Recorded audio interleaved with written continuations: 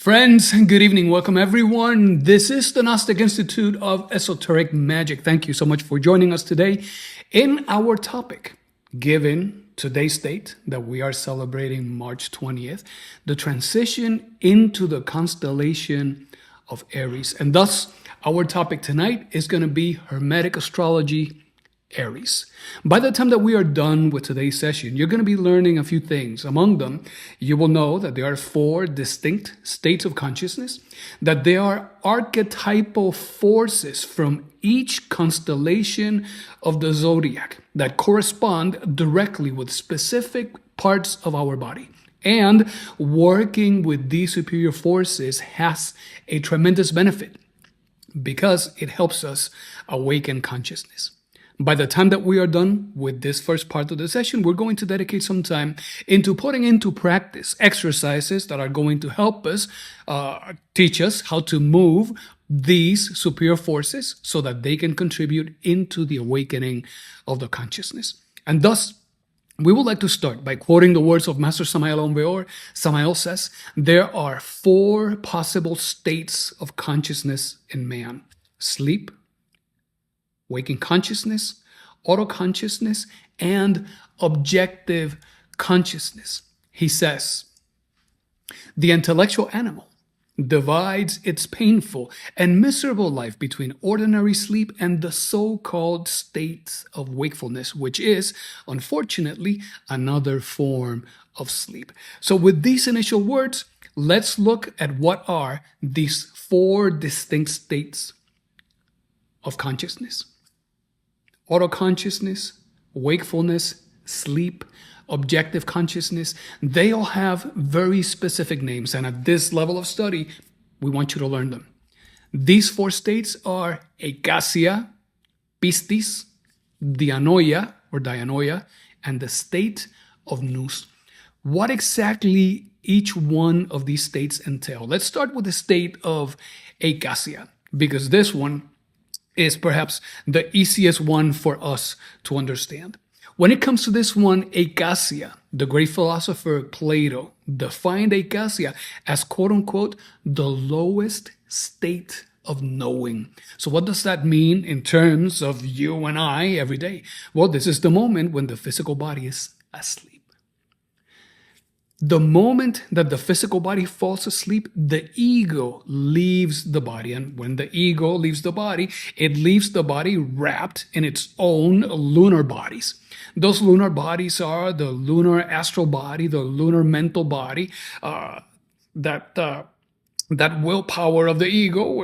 In these 3 things, well, we find our willpower, our mind, our fears, our distractions, everything is there. This state of Eikasia is a state of sleeping consciousness. And it is possible that as we start working in the awakening of the consciousness, during the states of deep sleep, we can have some flashes of the waking state. And we, even though the body is asleep and we are in the dream state, we may have a moment of lucidity where we may say, I am dreaming. I am in a dream state. And that is very possible. So when it comes to the ego leaving the physical body dressed in its lunar garments, where does it go? Well, the masters tell us the ego roams freely through the molecular region. Now, it is possible that you have heard the word molecule before, that you have studied it in your biology, in your chemistry, and that you already have some mental conceptions of what this is. We're going to ask you to expand what you already know about that. Because in terms of molecule, molecule is the diminutive of the Latin moles, and in its etymology, in its origin, what it means is a massive structure. It means a barrier. And what barrier is that? That the lunar bodies escape, the ego escapes the physical body and roams around while the physical body is sleeping. That barrier is the inferior realm of the 5th dimension. That is the inferior realm of the astral plane. And while the ego is there, it is constantly making projections. It projects its dreams and it lives within its dreams. This is why we can have a moment of lucidity, realize that we are within the dream, but rather than doing something useful, we remain there watching, seeing how the dream is unfolding. And we may look at certain things and call them out and say, now this is going to happen. It's this type of stuff. However, even when this is happening, there is no logic. Continuity, causes, and effects are manifesting themselves in all directions. The images are subjective. Things are incoherent. You may see yourself in your house. You know that it is your house. You know that that space is meant to be your living room. But even though you're looking at it, it does not look like your living room.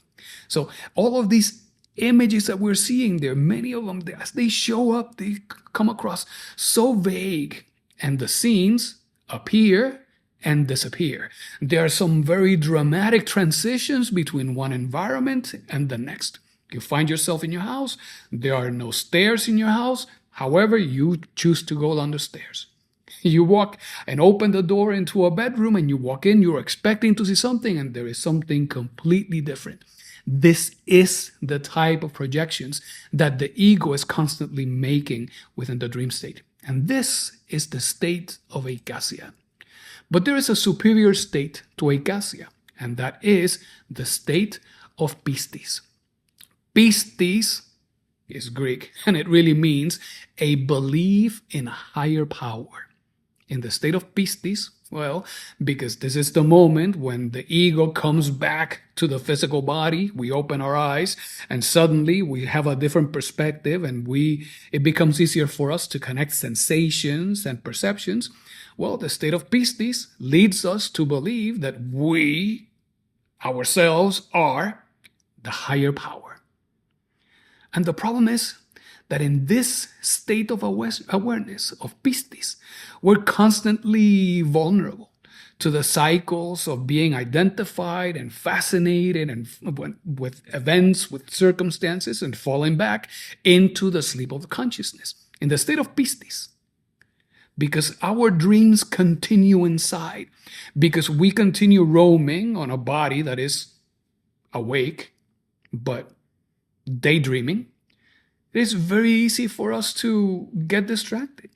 Actions, thoughts, and sentiments continue manifesting, but from in there, from that realm of dreams, because we are sometimes cooking in the kitchen, but our mind is engaged in some other event that took place during the day. Because we may find ourselves driving our vehicle, but we may remain worried with issues at work or with things that we still have pending to do. And what the masters tell us is that we are wherever our consciousness is. So we may have a body that is driving, but we may be at the market, we may be at home, we may be trapped in some other worry. You see, these dreams, they continue to exist secretly. These dreams do not stop. And the person, that quote-unquote individual, believes, well, that he knows himself, that he is in charge of things, that he is the one getting things done. And while in this state of pistis, our being, our innermost, will make an effort to move the consciousness. But whenever the innermost tries to do that, whether it is by an influence of the mind, by an influence of the heart, by an influence of our creative powers, we will not detect it. And because we will be trapped in that state of daydreaming, when the influence comes through the mind, we then go into a space of being confused in thought. And we try to decipher what is this thing that we are perceiving, and we say, no, it cannot be that, and it must be something else. Sometimes our sexual libido becomes active because our being will move to stimulate the use of our creative power. And then that stimulation will become confused with a need for gratification. And the ego will take all of these impulses and convert them into something that they are not. You see?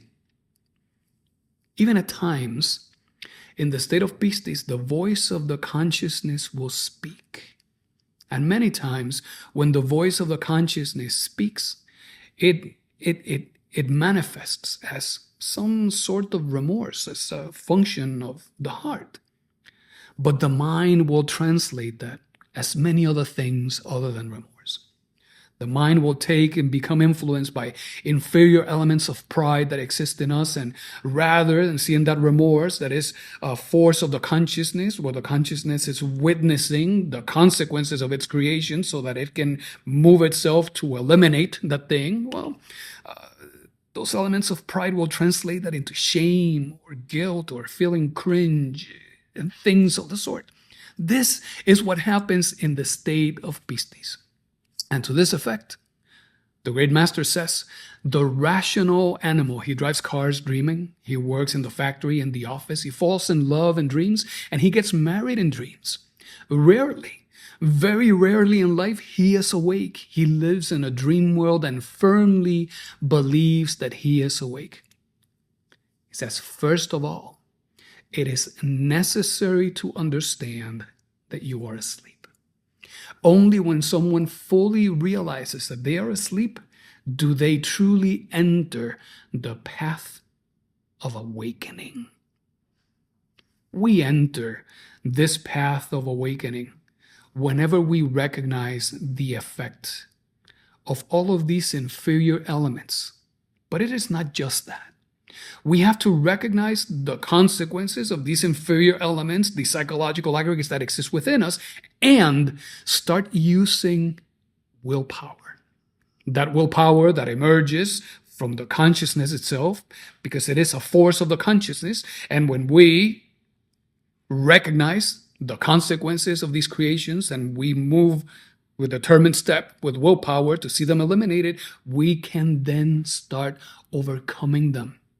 It requires of us to make an effort so that we can understand what is causing us to behave in certain ways, to react in certain ways, to see that when these defects, these aggregates are eliminated, there are virtues, there are faculties, there are powers that start becoming immediately evident that we can start using and experiencing, that when these defects start disappearing, we become every time so much more capable, so much more happier, so much more able to manage the many different challenges in life.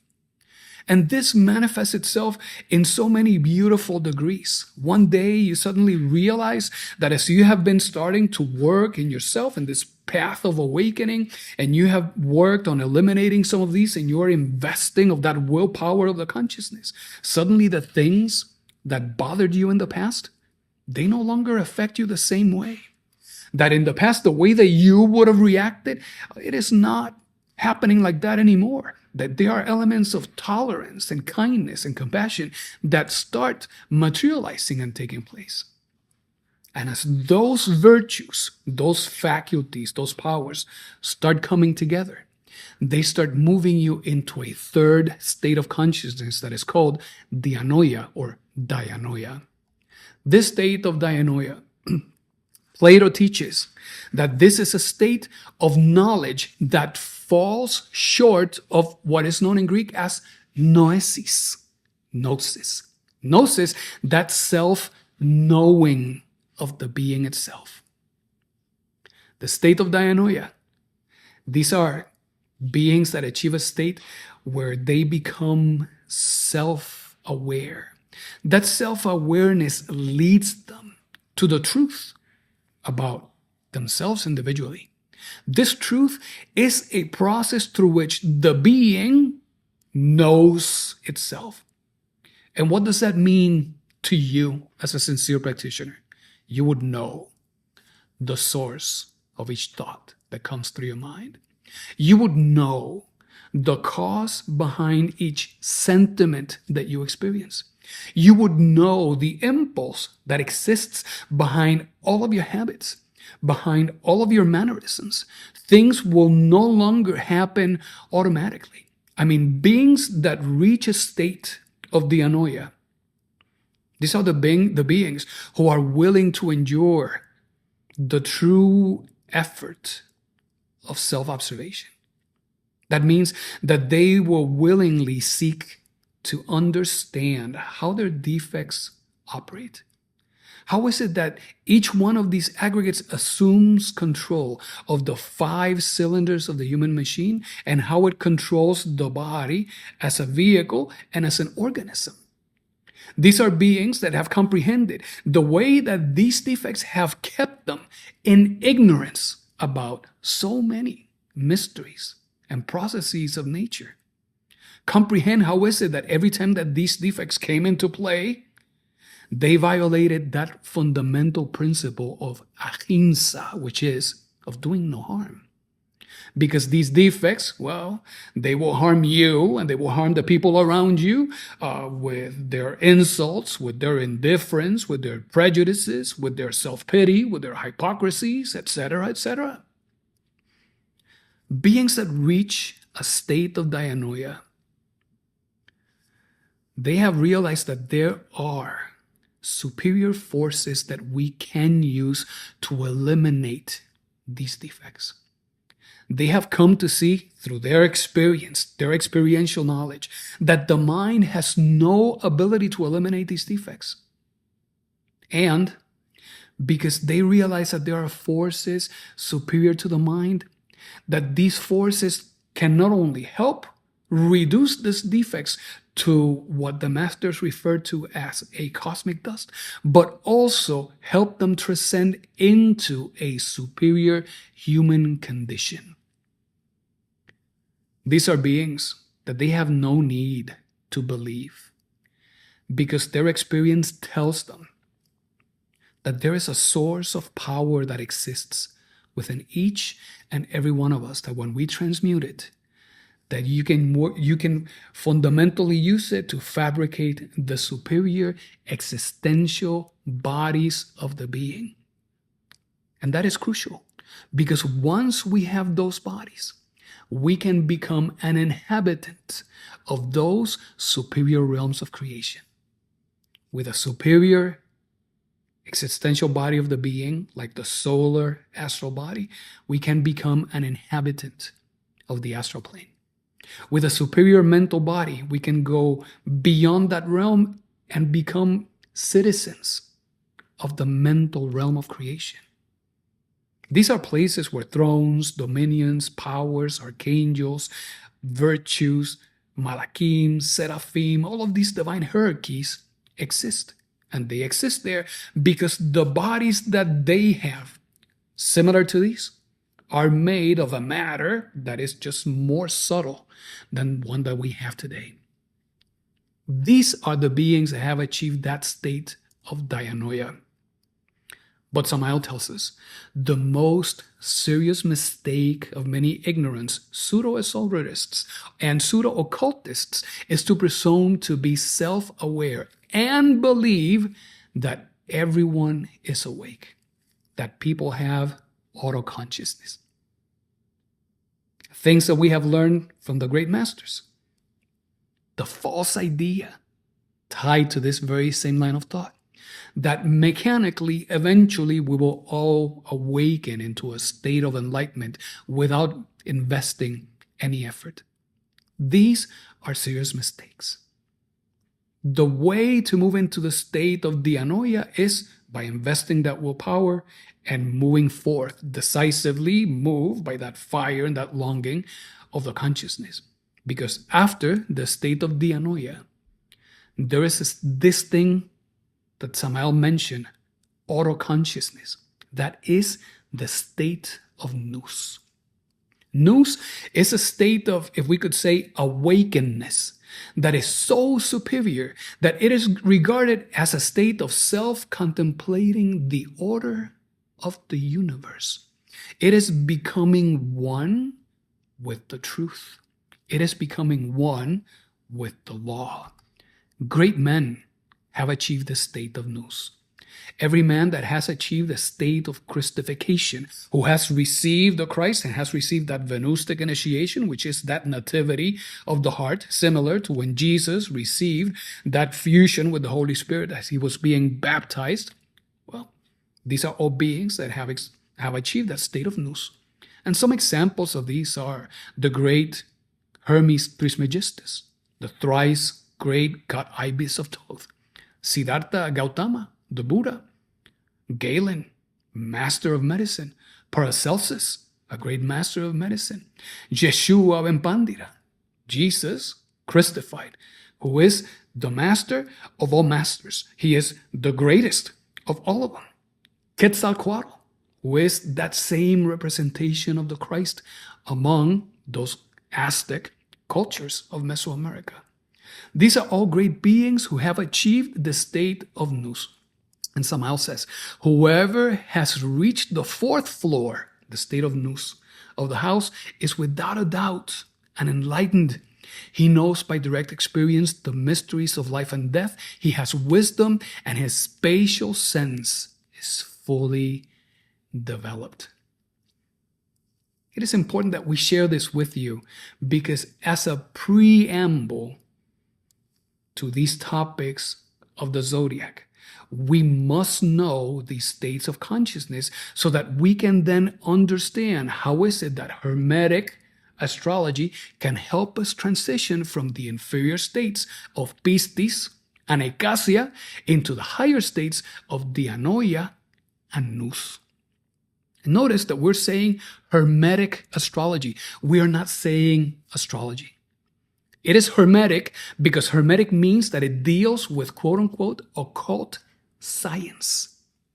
I mean, it is because of fanaticisms and the ego and fears that this idea exists that occult means something scary, something spooky, something that is evil. No, this is all based on fear and ignorance. Occult, in this case, is that knowledge that was considered so many centuries ago what would be the equivalent today of deep technology. This thing occult, it means that it required of a higher level of preparation. This is exactly why we discuss these topics at the intermediate and the advanced level students, because it deals. When we're speaking of occult, we're speaking of working, of dealing with forces that are not obvious to the five senses of the human machine. In the past, all of those sincere students of the occult science, in present time, all of those sincere students of occult science, all on a path that would help them understand the cosmic laws that govern man and creation itself. So when we're speaking about occult science, we're speaking here about the study of the hidden laws of nature, but seeking to reveal the causes and the effects that would otherwise be invisible to a casual observer. So, the topic of Hermetic astrology, very different from any profane astrology or the astrology that would be able to find in the magazines. Okay?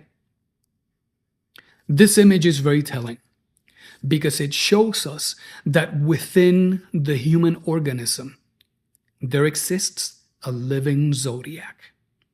Each one of the 12 constellations corresponds with a specific aspect of our physical body. Notice that Aries governs the head. The area of the creative larynx is governed by the constellation of Taurus.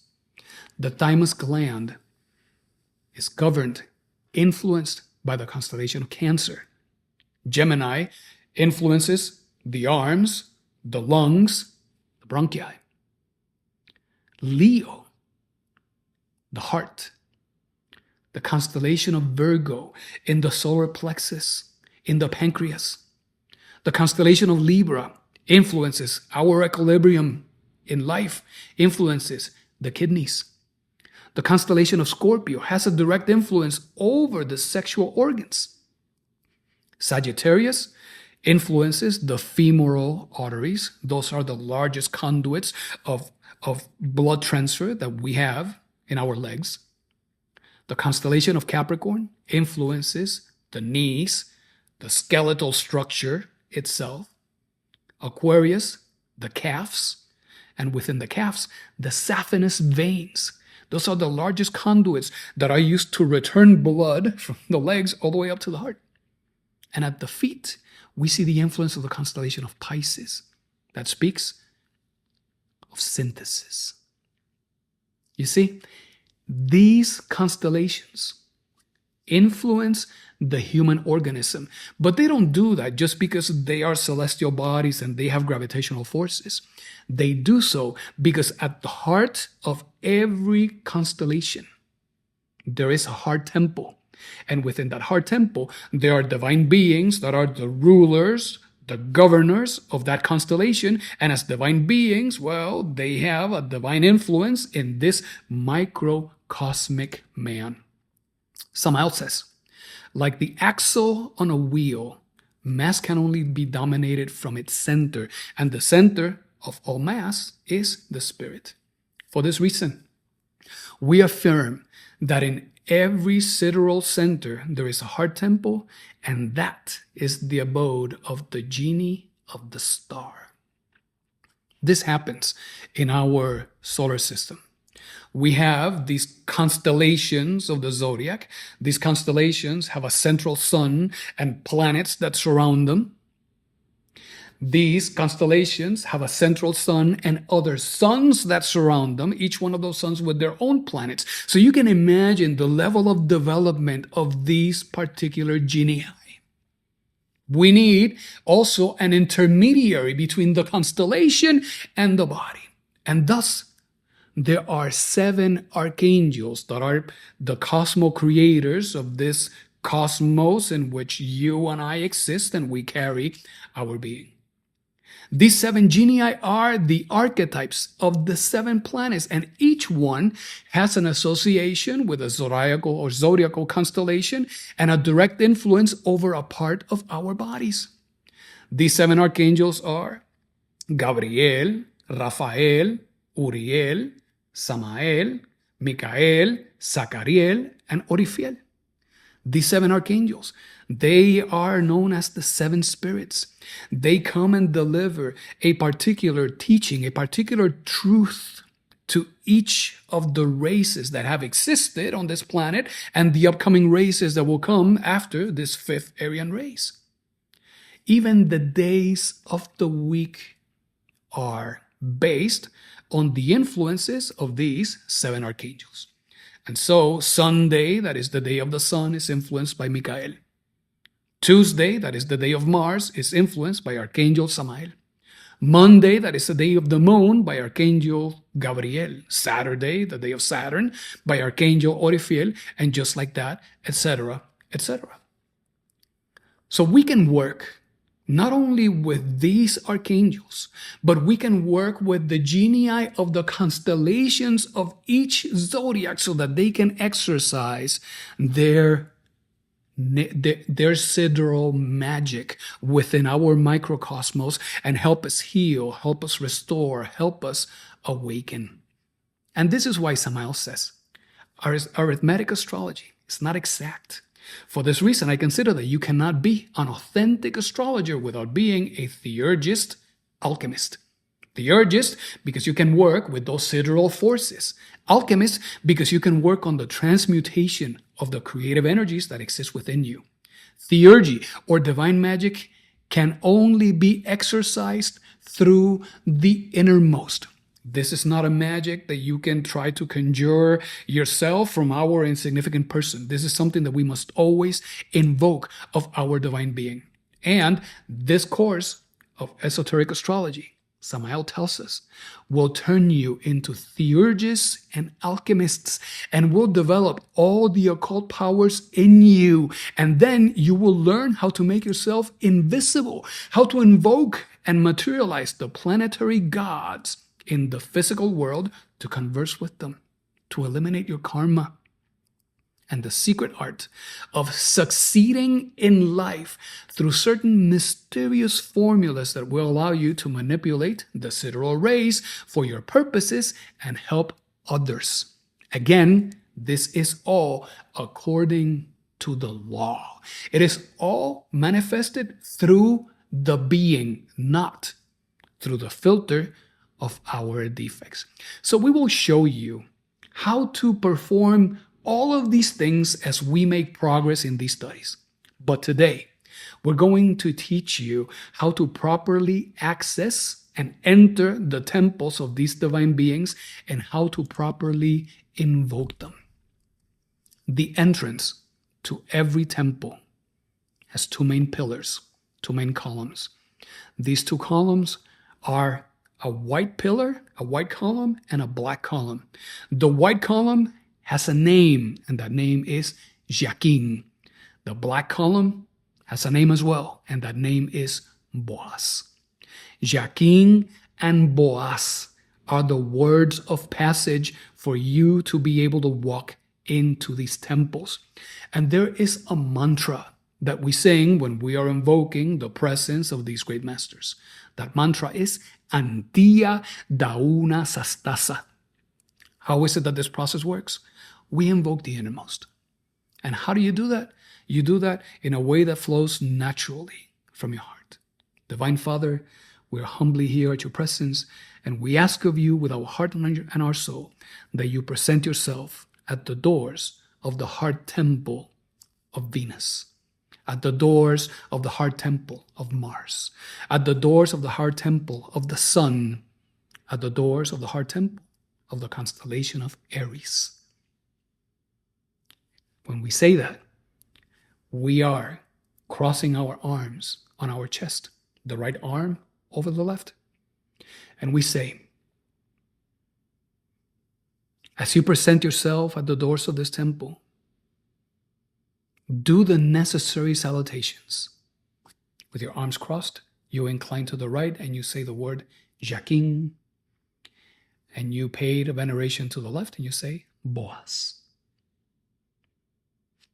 With those words of passage, the guardians of the threshold of the temple will allow you to walk in. We say, Divine Father, take the 7 sacred steps towards the inside of the temple. 7 steps, because the law of the 7 always helps organize. It brings order into the cosmos. And once inside the temple, we say, invoke the great master, the powerful being, the genie, by calling their name 3 times. If we were invoking Archangel Gabriel, we would say, Archangel Gabriel, Archangel Gabriel, Archangel Gabriel, we invoke you in the name of the Christ, by the power of Christ, by the love of Christ. The same way, we can invoke any other archangel, any ruler of a constellation. And with that, we sing the mantra, Antia Dauna Sastasa. Antia Dauna Sastasa. And at that moment, allow yourself to perceive your willpower, your objective imagination, so that you can see the presence of that great being responding to that call. And state your petition. And you state your petition always asking that everything takes place according to the will of the law, not your own. This is how we present ourselves at these temples. This is how we invoke the help of these masters.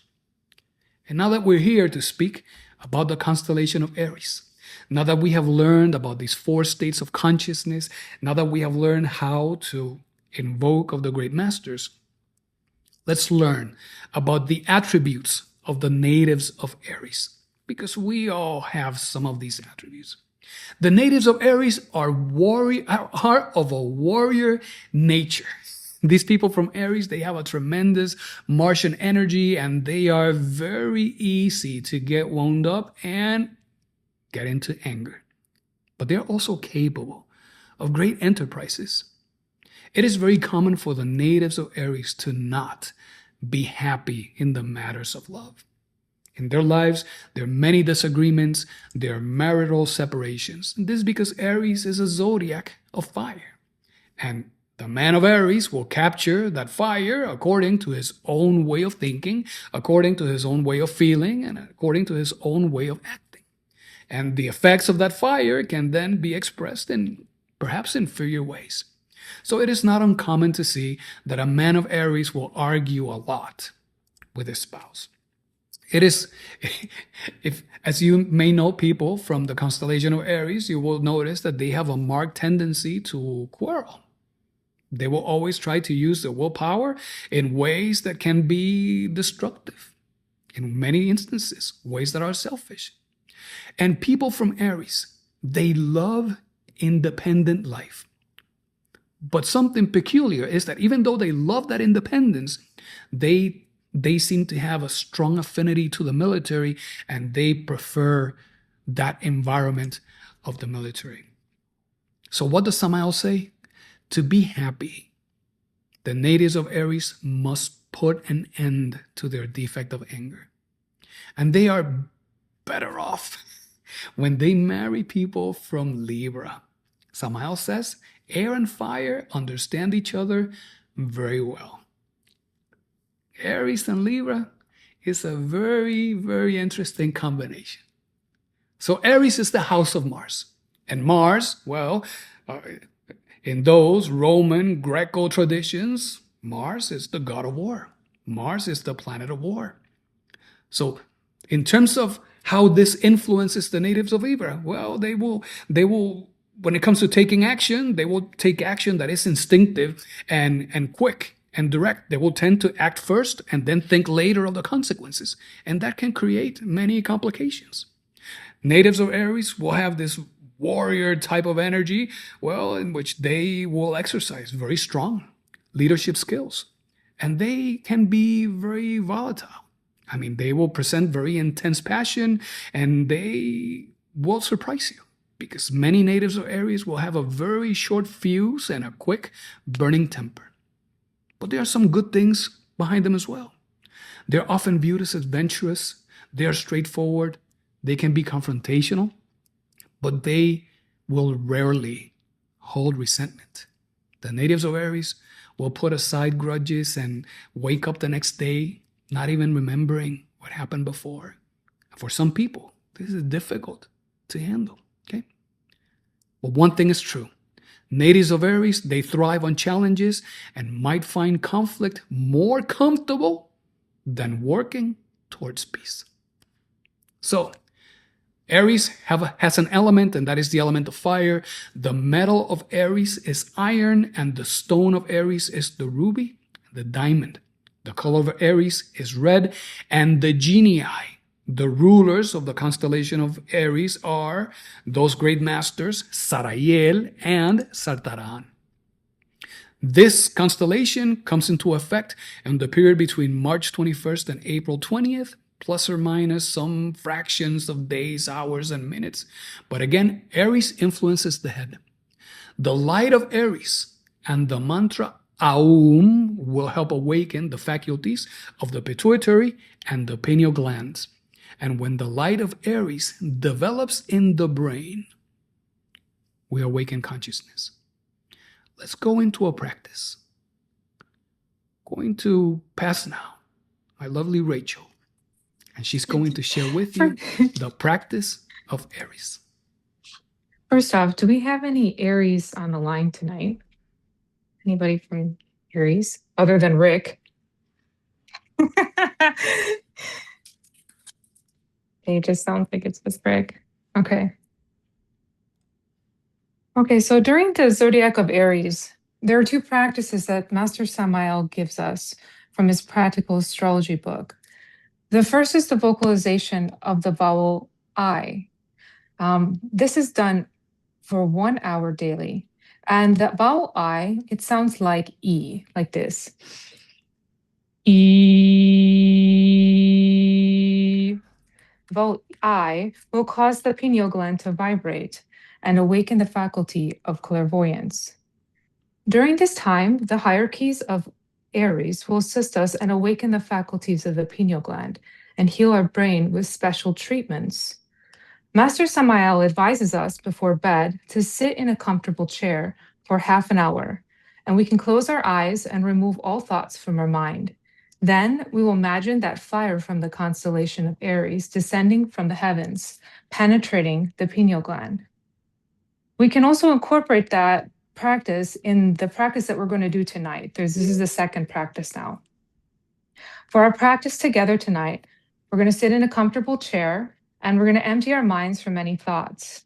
If you have any difficulties emptying your mind of thoughts, you could do Hamsa for as long as you need, or you could that pranayama practice, or you could do the mantra Wu that sounds like the wind.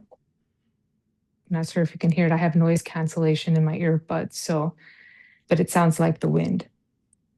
We're then going to pray to our innermost to transport ourselves to the main star of the constellation of Aries. And then we'll do the necessary salutations, as Rick explained, crossing our right arm over the left, Joaquin bowing our head to the right, Guardian and Boaz to the left. And then we'll enter the temple and we'll ask the principal genii for a treatment. Then we'll pronounce the mantra Aum 4 times with the intention that the light will flood our entire brain. The mantra Aum attracts the power of the Father, Ah, the Son, U, and Holy Spirit, Then we'll stand up, and Rick will demonstrate this, extending the right arm or the hand forward, and we'll move our head 7 times forward, 7 times backwards, 7 times rotating to the right, and then 7 times to the left, with the intention that the light will flood and act within all of the glands of the brain. So do we have any questions before we get started?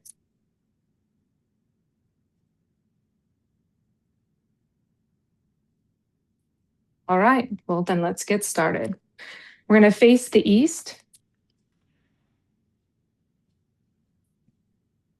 Now let us now sit in our chair. And for about 5 minutes, we are going to remain free from any thoughts. Starting now.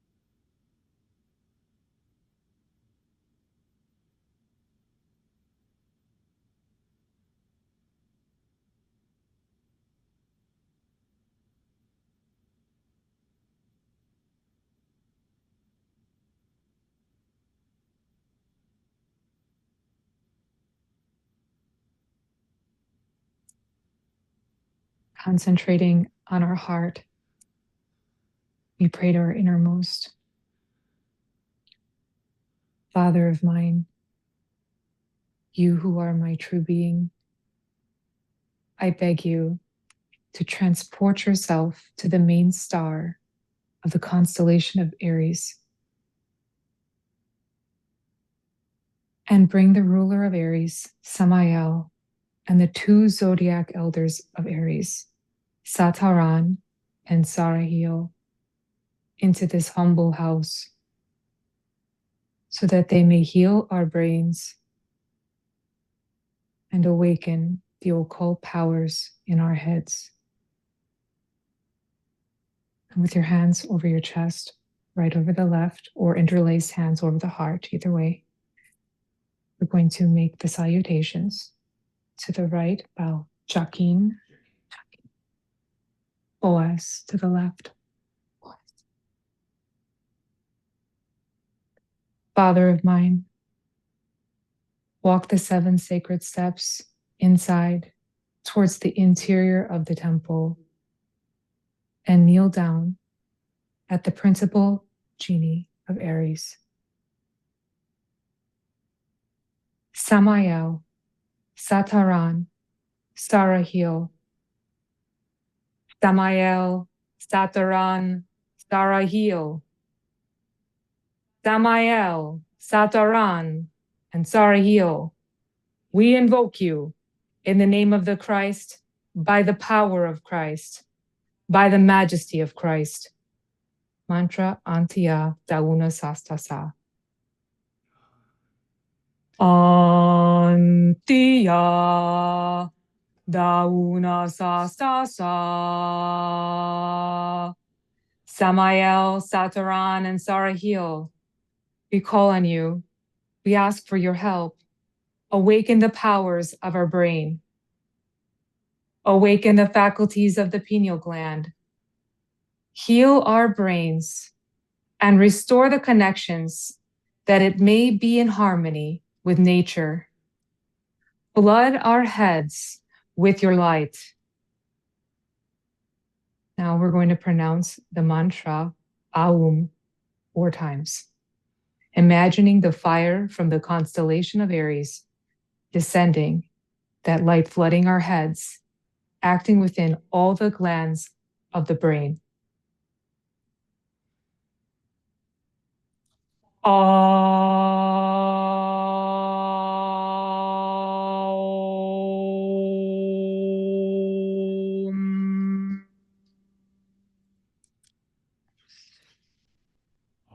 Aum.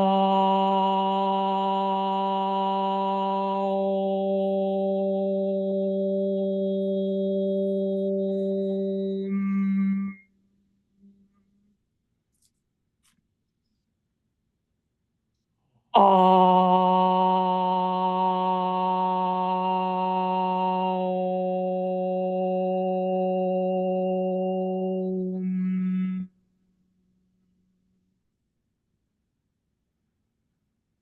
Aum.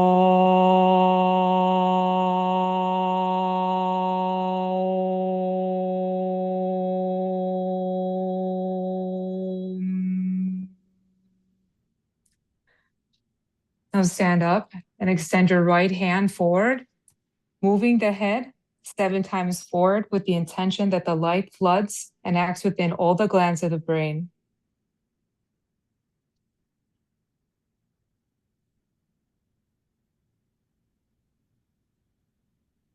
Seven times backwards.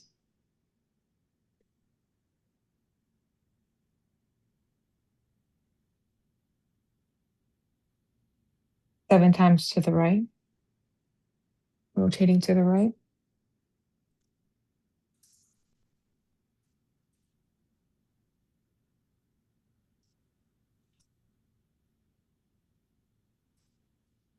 Now 7 times rotating to the left.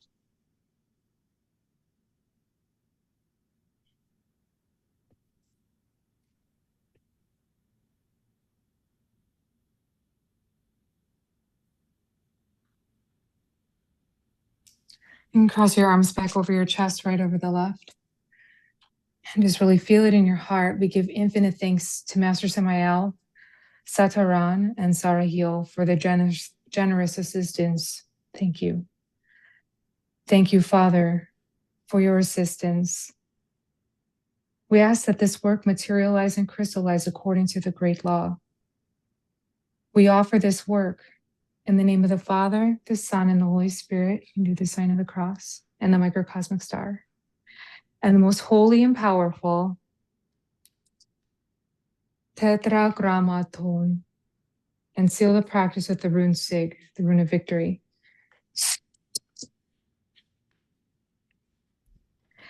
Thank you all for gathering here tonight. Aries begins actually tomorrow, so continue to do your practices daily, and we will see you again when we enter the Zodiac of Taurus. Thank you, everyone, for joining us this evening. May all beings be happy.